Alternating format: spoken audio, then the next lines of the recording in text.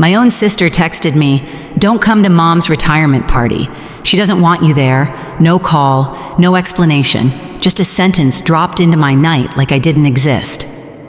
What hurt more? My dad liked the message, so I didn't argue. I didn't beg. I typed one word, "cool," and quietly stopped paying for the venue.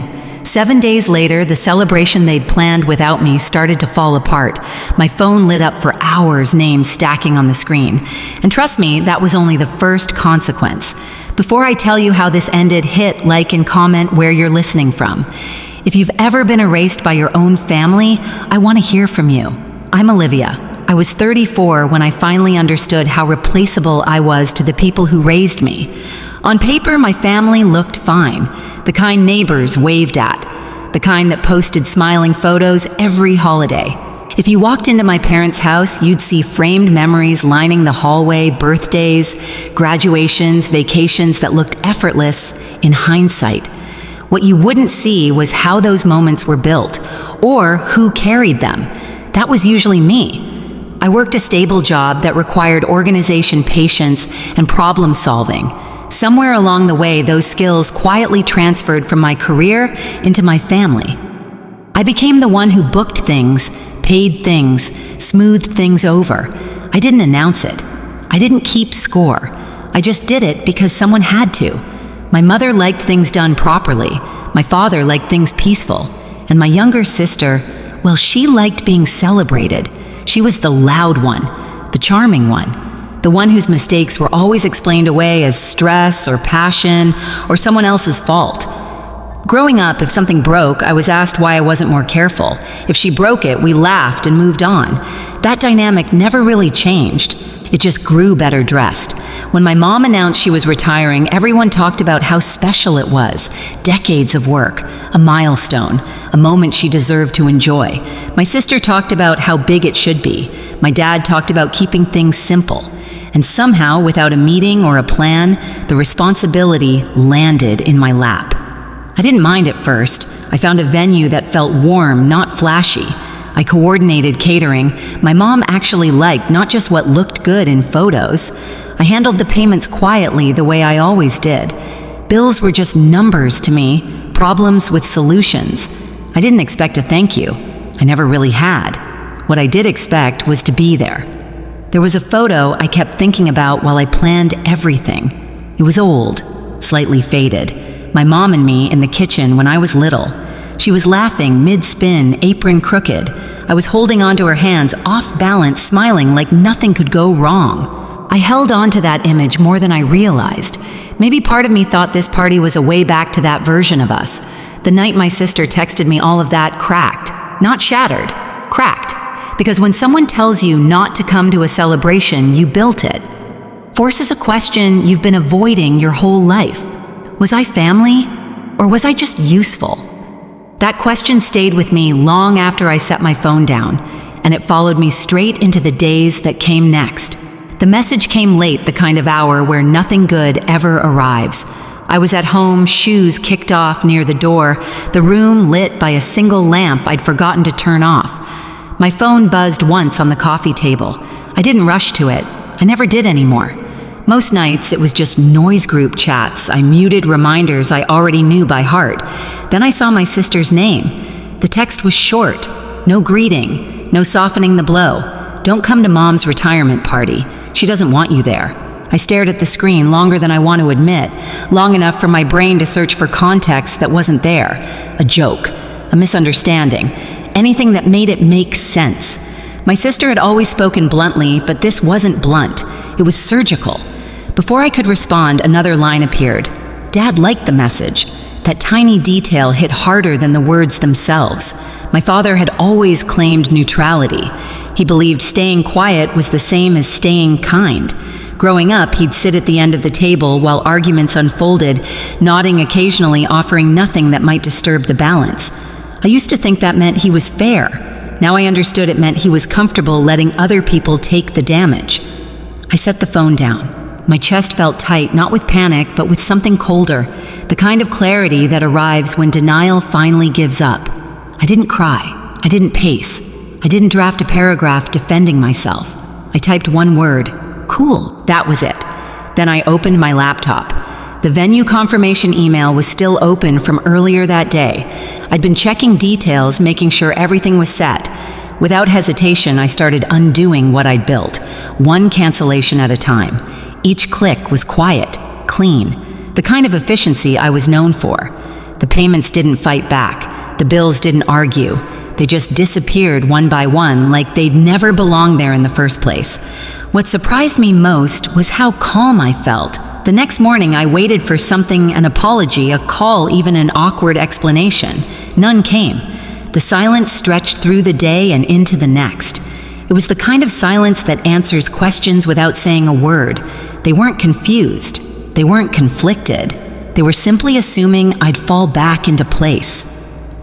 A few days later, messages started trickling in. My sister accusing me of being dramatic. My mom asking why things weren't moving forward. No one asked how I was. No one acknowledged what had been said to me. They spoke like the problem wasn't what they'd done, but that I'd stopped fixing it. That's when the shift happened. Not loud, not sudden, just a quiet realization settling in my chest. If I kept stepping back into the role they'd assigned me, this would never end. There would always be another event, another bill, another line crossed, explained away as family. And for the first time, I didn't rush to close the gap. I let it stay open, because something told me this wasn't the worst thing they were going to do. And I was right. The day of the party arrived without ceremony.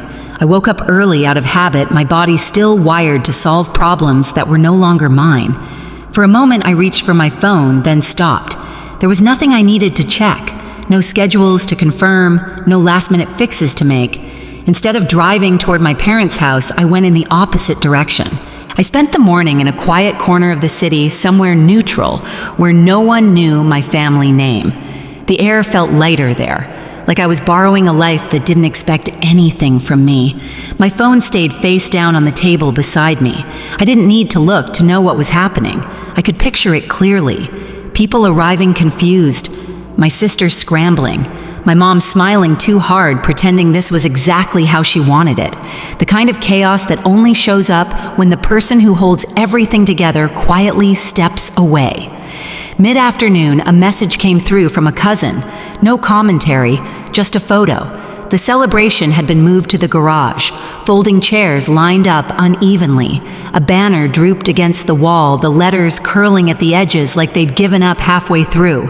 Half the guests I'd personally followed up with weren't there. Probably assumed the whole thing had been canceled. My sister stood near the center holding a store-bought cake like proof she'd tried. Her expression wasn't proud. It was tight, calculating. I turned my phone off. That evening, the calls started. My sister first, her voice sharp, accusing me of ruining everything. My mom after that, demanding an explanation, as if confusion had suddenly become her language. Even my dad tried once, leaving a voicemail that said a lot, without actually saying anything. No one asked why I'd been hurt. They only wanted to know why things weren't working. A few days later, my sister texted like nothing had happened. There was a family dinner planned. I should stop acting childish. Come back, fix it. I didn't reply. Not long after, I had a work trip scheduled, just a few days out of town. Against my better judgment, I reached out to my parents and asked if they could watch my dog while I was gone. He loved their yard. I told myself it was temporary, controlled, safe. When I returned, something felt wrong immediately. No barking, no nails clicking against the floor. No familiar weight leaning against my legs. My mom opened the door alone.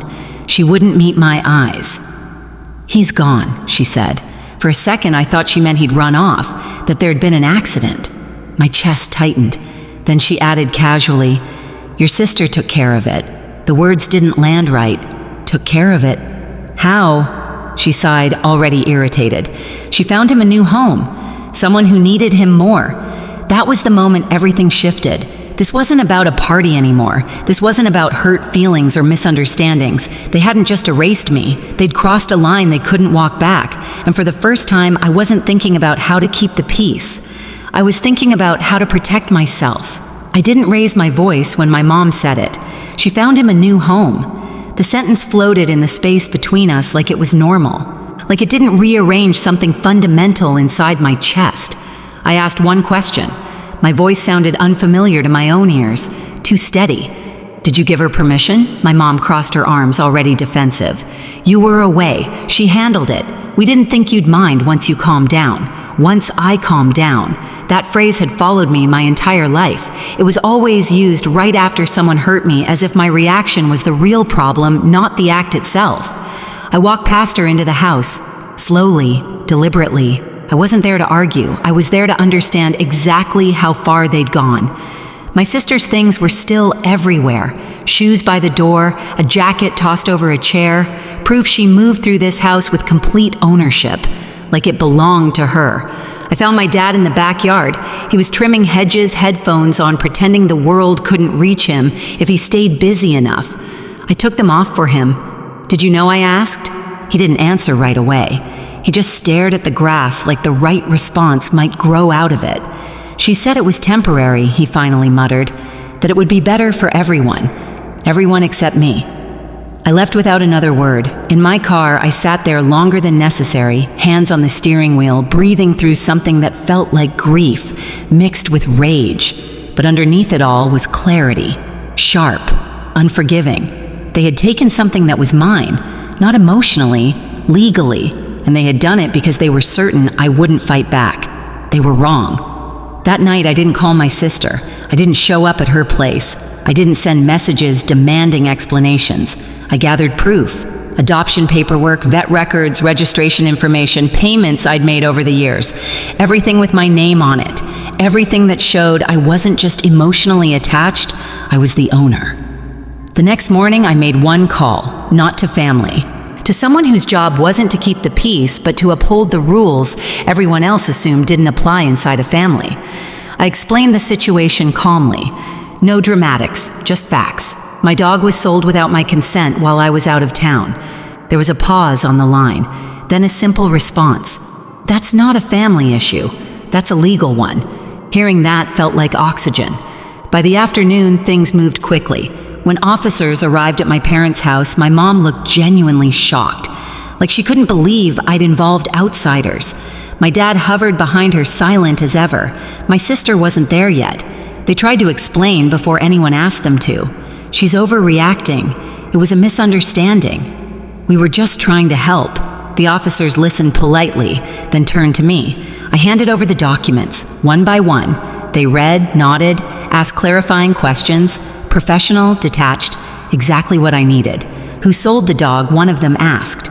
My mom hesitated. That alone was enough. Your sister, she said finally. And where is she now? She's on her way. When my sister pulled into the driveway, she stepped out of her car, smiling. That confident, charming smile she'd used her whole life to diffuse consequences.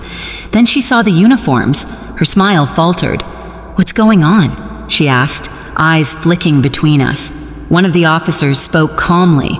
Did you sell a dog that doesn't belong to you? She scoffed. I rehomed him. It was the right thing to do. Did you have permission from the owner? She opened her mouth, closed it, rolled her eyes. She was being dramatic.